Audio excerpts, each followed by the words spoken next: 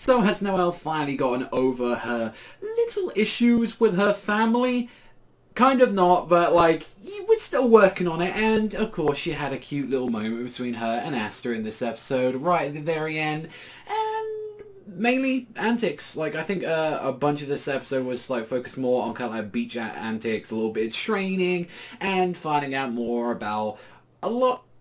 I was kind of surprised by last week when I was like, a lot of people really liked Kahana, and I was like, well, really, I never expected that. I remember even in the manga, a lot of people were like, oh my god, I love Kahana, like that, especially like, you know, move out of the way, Mimosa, move out of the way, Rebecca, Noelle. I was like, Kahana is here, and I'm like, sure, okay, like, she's not my favourite out of everyone. I mean, Vanessa, like, I mean, just saying, like, and, you know, we've still got Medaliana, like, and we've still got other contestants to still appear and all that, if they do appear in, like, a new season of the anime and all that, but, like, even so, this episode was a heavy focus on kind of introducing her as, like, a big, like, introduction for her was actually to listen to her song, which was, I was kind of expecting lyrics for, because I remember like when I was like hearing that in like the like when I was like kind of picturing it in the manga, I'm like, oh, they're gonna actually add lyrics to this when they finally get to this in the anime, or is it just gonna be like a little like lullaby or something, or just like a little hymn, or like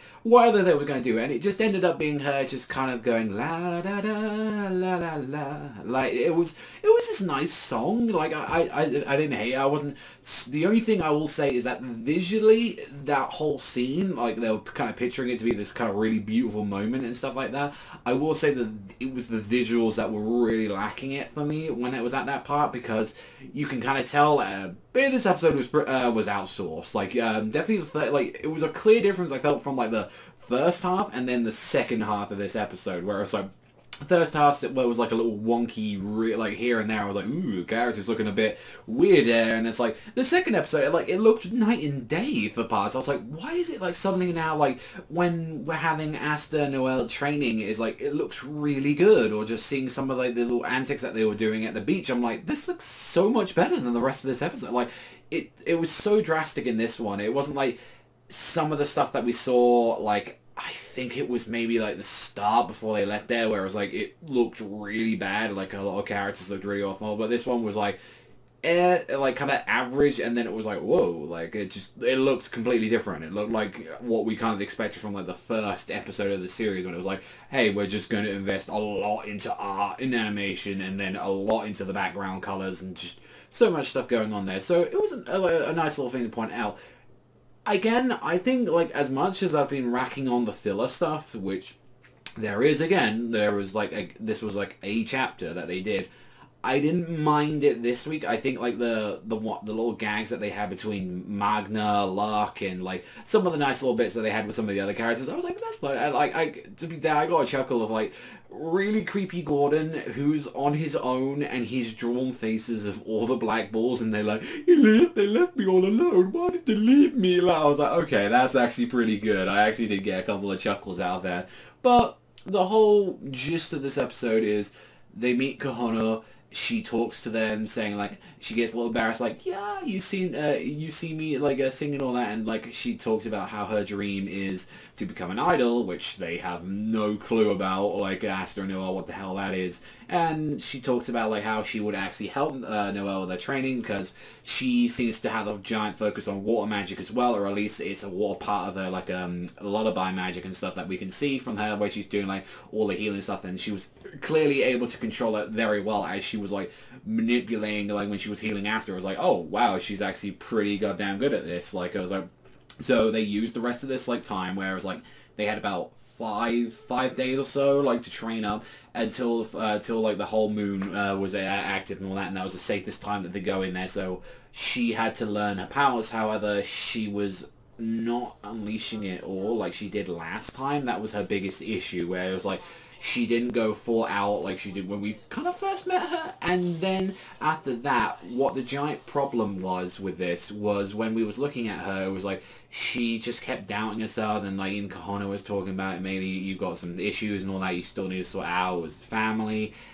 We find a little bit more about Noelle, where it's like, why more people really hate her in the family, and it's because of the fact of the matter is that she was the last child from their mother, who they kind of described as like the silver, I believe they called her the Silver Valkyrie, or like they called her a Valkyrie or something. And the problem was is that she died at childbirth. That was just simple. It's a shitty thing that can happen during, you know, a wonderful time for a lot of people, and it's something that's always a danger that, you know, regardless of the birth, it always has to be taken consider of, and seemingly this happened, and they blame her for this. Like, they've always had, it is apparent that, like, all of these children, like, Nozzle, like, all of these, like, all these kids and all that, loves their mother to death, and they blame Noelle from that since birth. And then it didn't help that the fact that it's like, why did we give birth to you? You can't even control your powers. You're like, you're fucking useless. Like, that's the whole direct. And they already had a bone to pick with her, but now it's like, how dare you and all that. Like, you're supposed to be mother's last legacy, and this is what we've got. And it's like kind of making her think like she's a joke. And it's like, it was like a little bit of an upsetting episode for like Noelle, and it's like, okay, so you could kind of paint the pictures of what was more going down, because you never saw her mother like at all, and you never really heard mention of the father as well, whereas like that's an awkward relationship that they have, and it was one where she kind of had to accept herself, and it kind of got to the point where it's like Asta was like, you need to finally just, you know, unleash all your power. Don't worry, it'll be like last time. If you can't control it, I'll do it again. And she was, whole thing was like, maybe focus on some nice memories.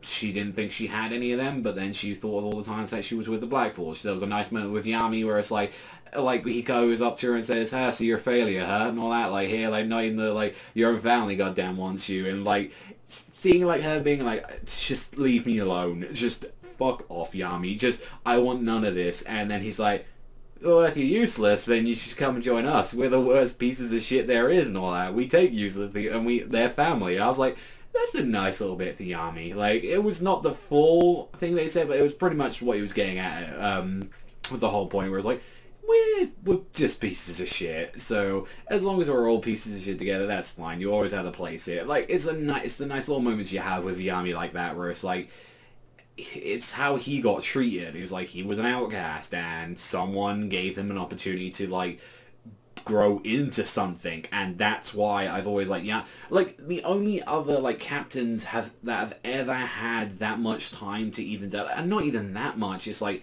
the ones that had even an inkling of, like, having a little bit of shining of something of the flavor and all that, has honestly been, the captain of the Crimson Lions, like, for Golion, and like, Melodiona. Then there's Charlotte probably after that, I would say. Like, and obviously Vengeance is a whole thing to talk about as well. Vengeance has quite a lot that goes on after, like, where the anime is going to be stopping. So, like, we touch on, like, a lot of subjects with him as well. It's like, apart from that is then you think about, well, the other half of, like, the other captains really haven't had a lot going on for them with, like, again, it goes more into manga stuff, but it's like, even like the Azure Deer one has a little bit, but it's like, you see comparison where it's like, no, he generally get, like, you can tell that Tabata, like, gives a lot more of a shit between, like, Yami, like, I just, like, thinking more about this character. He has more fun talking about these, and then obviously maybe he hasn't got to a chance to say, like, let's have a look at, like, a little bit more about, like, you know, Charlotte, which she's had a little bit, and it's like, let's explore a little bit more with the Green Mantis guy, let's explore Jack the Ripper or Nozzle, or, like, either more of them and all that. And I hope we do get to that, because I'd like to see all of, like, the Magic Knight captains get their something, at least like Yami does, and, like,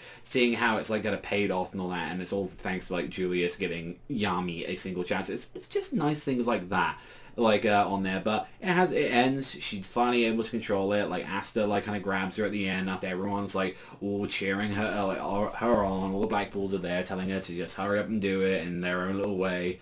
And yeah, it ends off with a little stinger where it's like, Kohono sees that she did it, disappears, and smiles and say, I will see you at the Water Temple. So that kind of hints that there's something going on with Kohono, where it's like, so what is her whole deal? I think you guys can probably guess already with the opening that she's going to have more of an importance in this arc, with her kind of her whole ordeal. So I am looking forward to where they're going. Clearly, like, with the episodes that they have left to adapt to this arc, I want to see them hurry up with some of the stuff. I did see a little bit more filler in this one, so I think it's like we get to the actual temple, and then that's just when we just go full blast. Let's go through that. We're going to go through like hell and just have an insane amount. So, because, yeah, overall this episode was fine. I enjoyed it. I think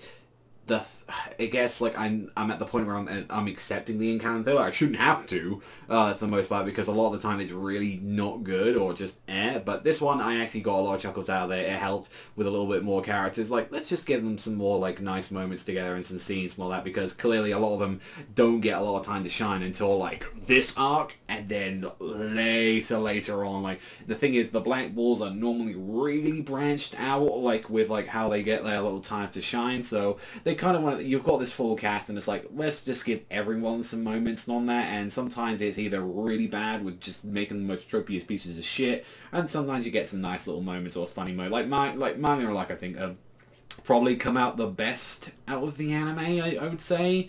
And then, like, the rest of them has still, like, I'm not even counting Grey, because Grey has had literally nothing but a few little winks and nods here and there, so, like, I'm not even counting, but Gordon, Charmy, I think have probably been affected the most by the anime, where it's like, oh, I liked you in the manga quite a bit, but like now you guys are a little bit, so it's a little hit and miss on there. And Vanessa's been like fine, honestly. Like, she hasn't had too many scenes for the most part, but she's gonna be getting some soon, so I'm looking forward to that. But let me know what you guys think in the comment section down below. But that's all from me. Thank you as always for watching, and I'll see you guys though next time.